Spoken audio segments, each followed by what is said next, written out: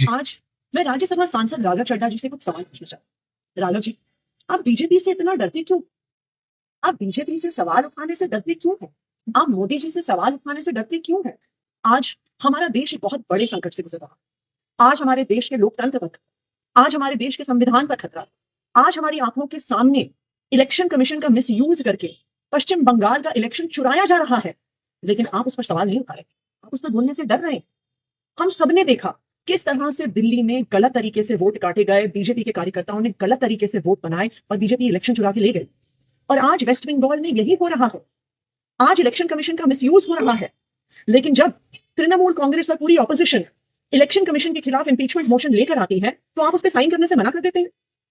आपने क्या एक बार भी संसद में पश्चिम बंगाल में हो रहे लोकतंत्र पर हमले पर सवाल उठाए, वोटर डिलीशन पर सवाल उठाए, गलत तरीके से बनते हुए वोट पर सवाल उठाए? क्यों नहीं उठाए?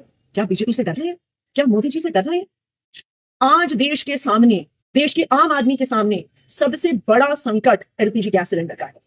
आप तो बड़े आदमी हैं, राज्यसभा के सांसद हैं, हो सकता है आपको दिक्कत ना आती, लेकिन एक आम परिवार, एक छोटे से मकान में रहने वाला, एक कच्ची कॉलोनी में रहने वाला, एक गैस सिलेंडर के कनेक्शन के परिवार को आज अपने बच्चों के लिए खाना बनाने में दिक्कत हुई। पिता सोच रहे हैं मैं काम पर जाऊं, दिहाड़ी लेकर आऊं, या लंबी लंबी लाइनों में खड़ा होकर गैस का सिलेंडर लेके आऊं कि कल मेरे बच्चों के लिए लंच बन सके।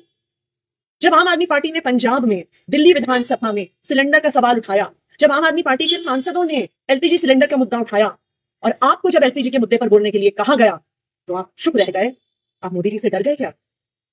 आज इस देश में हर इंसान को यह तय करना होगा कि क्या वो मोदी जी के साथ है या वो संविधान के साथ है, लोकतंत्र के साथ। मुझे याद आ रहा है जब अरविंद केजरीवाल जी गिरफ्तार हुए थे, हम सब सड़कों पे खड़े होकर लड़ रहे थे, पुलिस हम पे लाठियां चढ़ा रही थी, हमें घसीट घसीट कर पकड़ कर लेके जा रही थी। दिल्ली के अलग अलग थानों में, कहीं नरेला में, कहीं बवाना में हम जीते हुए, हम रोज सड़कों पे लड़ रहे थे। आप तब लंदन में, आपने हमें बताया कि मेरी आंख का ऑपरेशन हो रहा है इसलिए मैं लंदन में।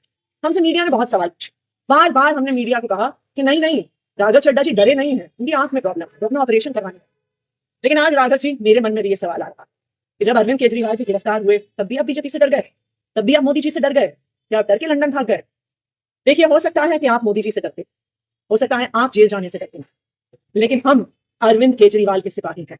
हम ना बीजेपी से डरते हैं, ना मोदी जी से डरते हैं, ना उनकी एजेंसी से डरते हैं, ना जेल जाने से डरते हैं। इसलिए हम इस देश के आम आदमी की आवाज उठाते आए हैं, इस देश के आम आदमी की आवाज उठाते रहेंगे, इस लोकतंत्र के लिए आवाज उठाते आए हैं, लोकतंत्र के लिए आवाज उठाते रहेंगे।